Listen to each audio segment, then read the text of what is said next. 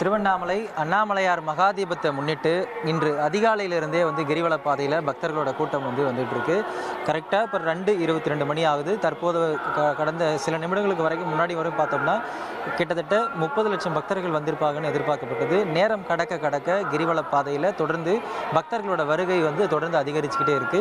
தற்போது வரைக்கும் கிட்டத்தட்ட இந்த கிரிவல பாதையில் ஒட்டுமொத்தமாக 35 லட்சத்துக்கும் மேற்பட்ட பக்தர்கள் வந்திருப்பாங்கன்னு எதிர்பார்க்கப்படுது. தொடர்ந்து பக்தர்களோட வருகை அதிகரிச்சுட்டே இருக்கக்கூடிய சூழலில் போலீஸ் பாதுகாப்பும் தீவிரப்படுத்தப்பட்டிருக்கு. அவங்களுடைய நலன் கருதி வந்திருக்கக்கூடியவங்களை பாதுகாப்பாக அழைச்சிட்டு போகணும்னு தொடர்ந்து போலீஸார் ஆங்காங்கே அமைச்சிருக்கிற உயர் ரக கோபுரம் மூலமாக ஒலிபெருக்கியில் அறிவுறுத்திட்டு இருக்காங்க.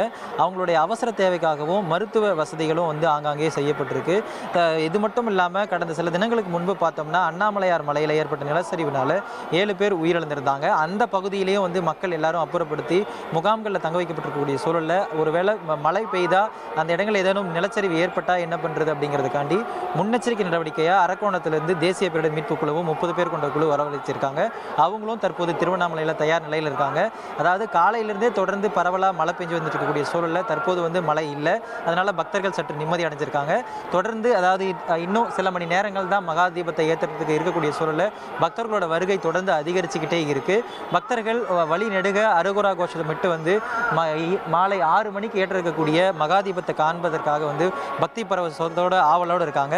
கிட்டத்தட்ட மாலை 4:30 மணிக்கு மேலே பிரகாரத்தில் பஞ்சமூர்த்திகள்னு சொல்லப்படக்கூடிய விநாயகர், வள்ளி தெய்வானை, சமேத சுப்பிரமணியர், உண்ணாமலை அம்மன், உடனாகிய அண்ணாமலையார், பராசக்தி அம்மன் போன்ற அலங்கார ரூபத்தில் எழுந்தள்ளுவாங்க.